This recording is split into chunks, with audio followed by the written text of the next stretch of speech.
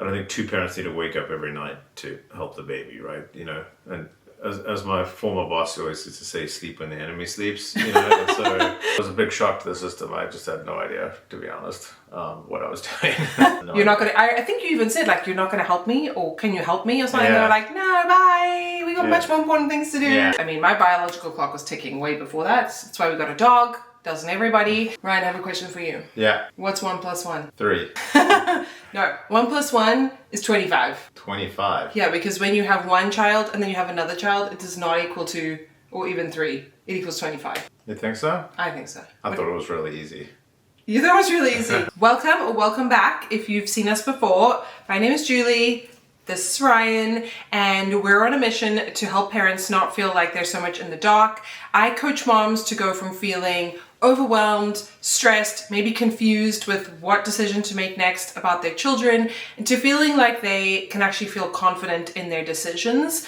And so if you haven't gone back and watched our earlier episodes, I'll have them linked down below. We kind of spoke about where we come from, how many kids we have, our experiences, and how we want to raise resilient and respectful kids. So if that is something that's interesting to you, make sure that you subscribe down below, give this video a big thumbs up so we can reach more parents, and leave a comment down below how many kids you have or how many kids you would like to have, and how your experience was between going from 1 to 2, etc., etc. Today, we're going to be focusing a little bit on maybe what we thought parenting would be like, and then what it was like going from 1 child to 2 kids, because as we said at the beginning, 1 + 1 does not equal 2. It is like 2 fireballs, or however many children you have going in opposite directions at all times. And I don't think parents are prepared, which is why it can be really tough and hard when you expect things to be one way and then they end up being very different. How did you feel about going from 0 to 1? I was really excited. I mean, I really wanted children probably earlier than we had kids. I mean, we had our first child probably 5 or 6 years into our marriage, something like that. And I mean, my biological clock was ticking way before that. That's why we got a dog. Doesn't everybody? And you could have probably waited a bit longer. But I don't know. I enjoyed the experience, I think, because there was 2 of us. I was very excited about having a baby. Yes, it was hard, and it's hard to imagine what it's like not to sleep until you're in it. But I feel like we transitioned, all things considered, fairly well. There were times when I wanted to leave New York imminently and go back to South Africa and be close with my family, and I wish I'd had more family support when he was very small. But overall, I feel like it was okay. What do you think? How was it for you? It was terrifying. Oh, really? Well, I didn't really. I mean, I was the youngest in my family. I didn't really grow up around kids. Didn't really spend a lot of time with young kids. So it was all very new and overwhelming for me, honestly. I didn't really know anything, and so it was kind of being thrown into the deep end a little bit. Yeah. And it was very overwhelming. I just didn't really know what to expect, but you learn quickly, right? I mean, obviously you learn how to prioritize, how to manage your time, and better. I don't know if you better. Yeah, I know, but it was a big shock to the system. I just had no idea, to be honest, what I was doing. Yeah, I think I was talking about this with a friend. We don't grow up, and we've spoken about this a bit, and I definitely talk about this on my channel, but we don't grow up in communities where a lot of people have never held a baby. They can't remember their younger siblings being babies. Maybe they've babysat, but now by the time they are having children, and also when I say babysat, typically that's women babysitting, but I mean, I guess obviously boys can babysit too, but it's typically girls, teenage girls that are babysitting, or young adults, and then by the time they have their own children, it's been a long time since they've had a baby. And I think for boys, or for men, for the dads, it's like even more of a shock, because just the way society works, you're just not really around small babies, or not really expected to be. I mean, I was trying to think if I'd ever taken care of a small baby. I don't think so, before my own. And then they just give you the baby and they're like, bye, have a great life. Wow. There's like so much micromanaging control during pregnancy, which obviously you're not experiencing. I'm experiencing it. So I'm in the baby world. I'm reading parenting books. I'm doing all stuff. Nothing can even, maybe I was a little bit more intellectually prepared, but nothing can really prepare you. Nothing prepares you for the practical experience, definitely. Yeah, I definitely remember after, when Theo was born, when they were like, you kind of do the first diaper, they were like, you better go do it. And I was like, what the? I had no idea I literally had no idea what I was doing. But and also, I had like a traumatic birth experience, and they kind of gave you the baby, and I was in no condition to take care of him. Yeah. So I remember that they were like, here you go, Dad. And you're like, what? Yeah. You're not going to... I think you even said, like, you're not going to help me, or can you help me, or something. Yeah. They were like, no, bye. We got much more important things to do. Yeah, no, it was very... it was pretty scary, but, I think you kind of have to... I don't think reading the books or what it just really prepares you for the actual just being thrown headfirst into the sort of practicality of it, right? I mean, were you excited before we had the baby? Yeah, I mean, I just don't really, you're excited initially and then it just takes so long.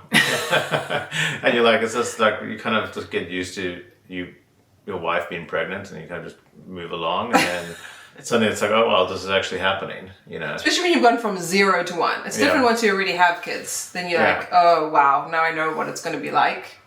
And you definitely have that a lot more than me. Yeah, and I also was, I was just in New York City working all the time. So, it was just... It just happened very quickly, I thought. Well, the 9 months went slowly, I thought. Well, just, but I think when you get to when it actually starts to happen, I was like, whoa, this is a lot. I just had no idea. And I obviously had colleagues who had babies who'd given me advice, but you got to learn. You got to learn. Do you think, I've often thought about this, I feel like unless maybe you're living with a baby, someone who's had a baby, so say you're the aunt and your sister has a baby and you're living with them at home, that's a way to kind of understand what a baby needs.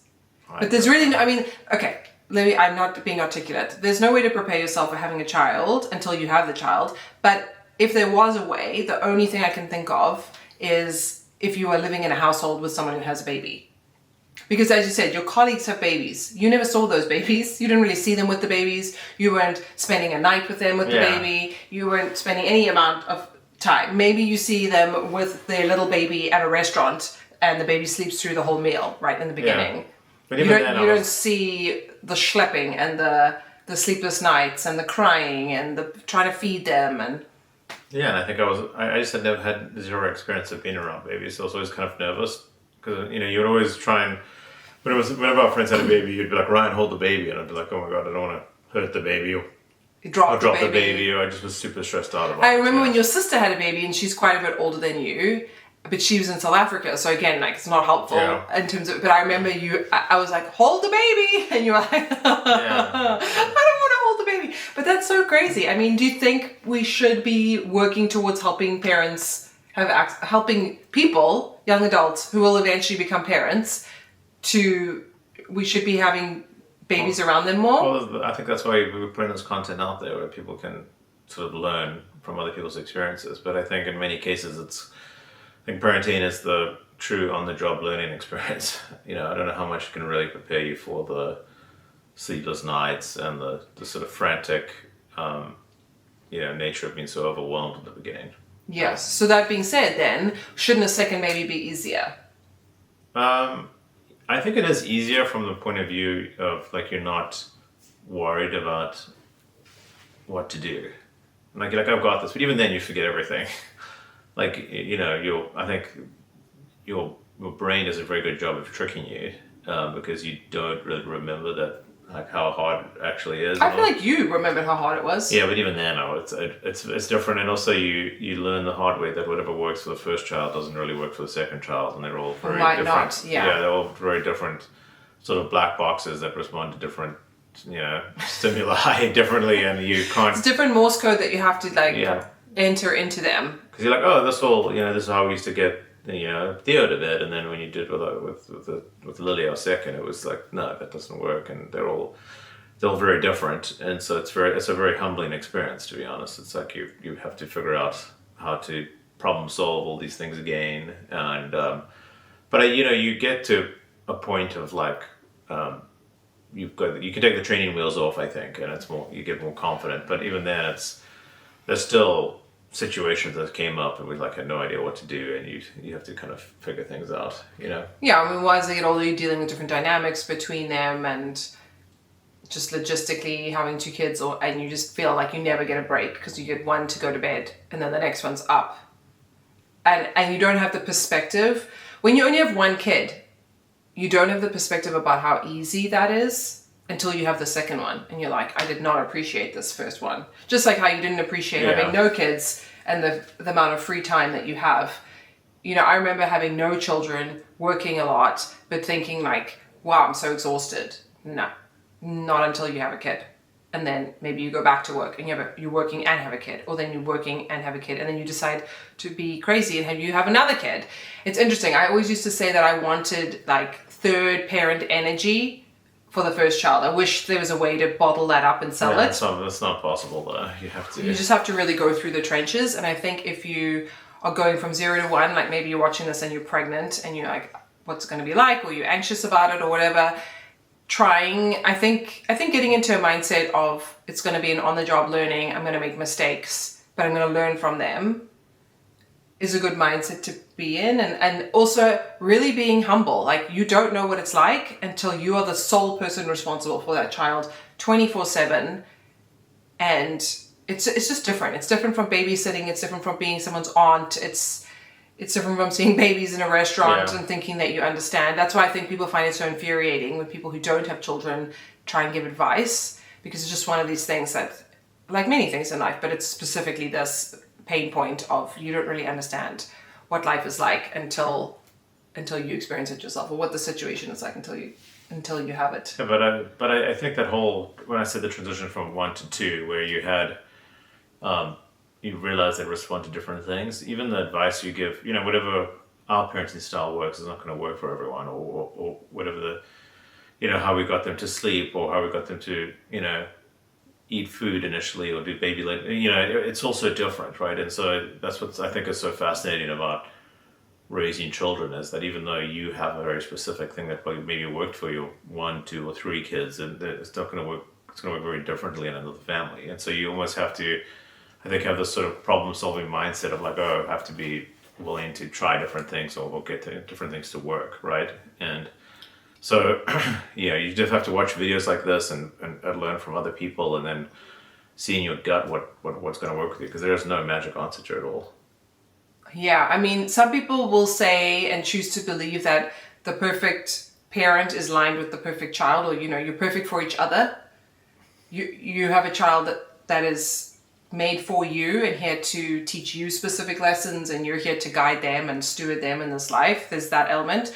I think what you're trying to say is, yes, there's different techniques for all kinds of things. How you feed your child, how you work on sleep as a family, any decision that you make is going to be different. But the underlying principle of like, what do I do, what's right for me? I think stripping a lot of that back and trying to get in touch more with your instinct to get, and that having that, curating that inner competence, which leads to confidence of how you're going to parent, is really the only thing you can do, because you cannot anticipate some of the situations that you'll be presented with. I remember also, this is like a vivid memory I have, saying to you, I don't know what to do. Like, I have been a capable person throughout my life. I've, you know, gone to school, gone to university, worked in a job, and I've always sort of been able to figure it out. This situation, I don't even know what it was. I don't know what to do. There's like two schools of thought. Yeah. There's no right answer. There's two ways we could go about this. I don't know how to deal with this. And I think we're going to have a lot of that as our kids become teenagers for the first time. We've never really dealt with that either. Maybe teenagehood is a little bit more, we can remember that better than what it was like being a baby. But as my mom always says, little people, little problems, big people, big problems. So that's something we will get to, you know, as time goes on. But I think I thought having a second one wouldn't be as hard as it was. And it was by hands down for me the hardest transition. Maybe because of just where we were in life, the stage we were in. Yeah. And I also remember thinking, you know, our oldest one was 2.5 when we had a new baby. And I was like, that's old, you know, old. People have kids. people have kids 18 months apart and they like pump out these kids, or even younger than that. And I remember thinking 2.5, that's like a big age gap. It's not. Just in case you're wondering, if you need to wait until the older one is 3 or 4 or even 5, there's pros and cons to all things. And maybe we should do an episode about age gaps at some point, or if you guys have questions, we can talk about it. But I had 2 babies, essentially. I had this little toddler that is challenging in their own right. They can't really dress themselves. I think he was potty trained, but nothing is perfect. The sleeping, he wouldn't nap anymore. And then I had a brand new baby at the time. Just to give context, it was winter in New York City, so it was very gray and cold. And Ryan was working a lot and traveling and had these 2 tiny children. It was really tough. Yeah. It was really hard. I think because I thought it would be easier. And I think a lot of unhappiness comes from this very big disconnect between expectation and reality. And when you don't have, when those things don't line up, then you're just like so taken aback. You're so shocked by what is happening to you. But yeah, 1 to 2 was much worse for me than 0 to 1, and worse for me than 2 to 3 kids. And I suspect if we had more children, it would still have been such a hard thing, because you're now one person looking after 2 tiny kids. Maybe it was the age. And I'm glad that they are the age gap. They have the age gap they do. And I would even go younger. But in the moment, it's very hard. Yeah. Because you have 2 kids that are very dependent on you. And the newborn is the easy one, I find. Again, it depends. There are obviously some babies that really struggle with certain things. But because a newborn doesn't fight back, they don't move, they sleep a lot. It's the toddler that's very challenging, and also they are going through so much now, having a new sibling and not being the only child anymore.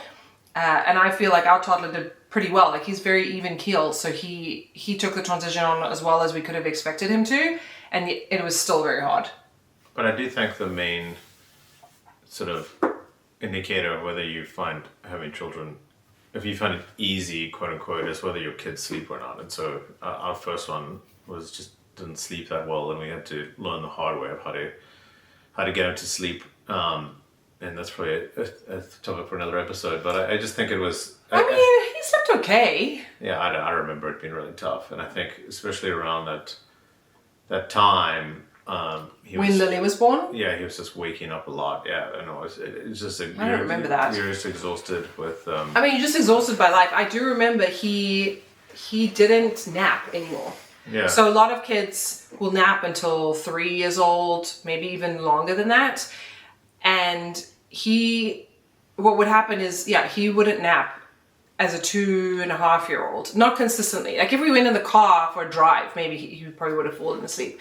But the flip side of that is we just would put him to bed early. But then when you're home all day with 2 small children and you never get a break, there's like no break because your toddler's bouncing off the walls and not sleeping, it's brutal. It's so brutal. And so I think I just want parents to understand that it is hard. If you can have structure to your day, if you can have some help, if you can go into it knowing that it's going to be a big transition for your family and 1 + 1 does not equal 2, it's not as simple as it seems on paper, and have the bigger picture in mind. Yeah. Because I think that a sibling, if you're able to give your child a sibling, is a great thing. They have a buddy for life. They have someone there that is experiencing not the same thing, but a very similar, as close to the same kind of environment as possible, with the same parents, living and sharing these experiences with the other one, and they have each other, and I think that's a really great thing.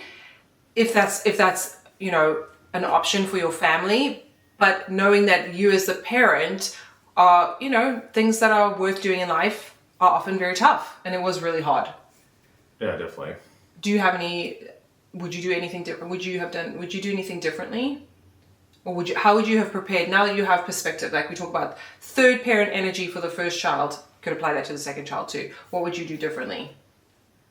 I think that the one book I read which really made an impression on me was that Bringing Up Bebe book about that American Mom in France. Yeah, Mom in France. I love that book. You should read it if you haven't read it. And it was just very like, how kids just naturally need boundaries, and they need to self-soothe, and they need to sort of figure things out more on their own. And where I think at first parent energy is like, oh, something's wrong, we have to go and fix it. Where sometimes you just have to let them be a little uncomfortable so they can figure it out. Almost like there's too much attention given because there's two of you, and so people get very. So yeah, you spoke about this in the first episode that we did together, which was like this anxious generation of parenting. Yeah. Of like coddling them a little bit, and not to say that you should not attend to their needs and be in tune with what they need. Obviously you should, but having more confidence that your children, just like you, are capable in their own little way, and they can be a little bit uncomfortable in order to learn a lesson. And this is not about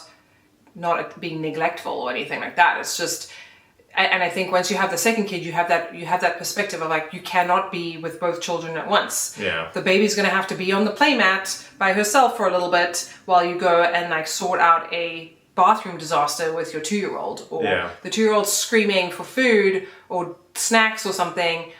You know, the baby, you're gonna have to wear the baby and bring him with. And I think the only thing you can really control is your mindset. Yeah. And when you come from a more calm, centered place, you're more likely to make better decisions. Your children are likely to feed off of that energy in a more healthy way. If you're anxious and trying to control everything and stressed out all the time, your children are going to respond in a way like that too, because we all kind of feed off each other's vibes. So, and if you can have help in some capacity, whether that's between you and your spouse, really teaming up, allowing one to take a nap so the other one can rest, while the other one looks after the kids, or getting outside help in some shape or form, that doesn't necessarily even have to be with the kids. It could be cooking or laundry or cleaning your home for you so that you don't have to do it, and you can spend more time with your children just for a little bit until things kind of settle down a bit, because it's such a big transition. It's a big change when you bring a new baby into the world, and then it's a big change for the original baby that's there who doesn't really understand what's going on on a like conscious level. Yeah, I definitely think you have to. I think there's the prioritization and splitting up of different things is important. Like, you know, I always felt like I don't think two parents need to wake up every night to help the baby, right? You know, and as my former boss always used to say, sleep when the enemy sleeps. You know, and so if the baby, I don't know how healthy it is that he thinks the children are the enemy. No, but they are the enemy of sleep. The babies. Yeah, and so you have to when they're sleeping, rest and really prioritize, like, you know, recovery, because I mean that's something. So I think so many first time parents can relate to this idea of like when the baby wakes up, both of them are waking up, both mom and dad are waking up, or, you know, both parents are waking up and like staring at the baby, where you really probably only need one person to look after that child. It's just tricky if it's always the mom waking up, which often it is because she's the one feeding the baby. And if you're bottle feeding and the dad can help, then if you can kind of trade off, I think that's helpful. But you want to avoid the resentment that comes from one feeling like they're doing everything, the other one's not. And I think as a mom, just from a mom's perspective, if you're the one always waking up and you let your husband sleep because, you know, they have to go to work, and yes, they do, but it's not the same. Like you're also going to work that day too. So if there's ways to trade off, mom sleeps in a little later, dad gets up earlier with the kids, or, you know, mom takes a nap. You can't have two exhausted and wrecked parents. It's just really have to. Someone needs to be steering the ship while other people are resting. Just like if you were driving on a road trip, one is sleeping and the other one's driving, and then you flip. You know. Yeah. I think if you are going through the transition of 1 to 2 kids, it's going to be okay. It's all about perspective. It's a phase. You know, things change. This is a very short period of time where you're going through this intensity. I think the planet would not exist if we were like this all of the time. You do come out the other side as time goes on. And even if you choose to have more children beyond the 1 to 2 transition, I still feel like you probably, with each baby, you just feel a bit more confident that you've done this before. It's an apprentice job. You know, you've done this before, so you feel better. So inherently the experience might be a little more positive, because you know that these things are short-lived, you will get through it, you're capable. It's just how do we channel that later parent energy into the first child.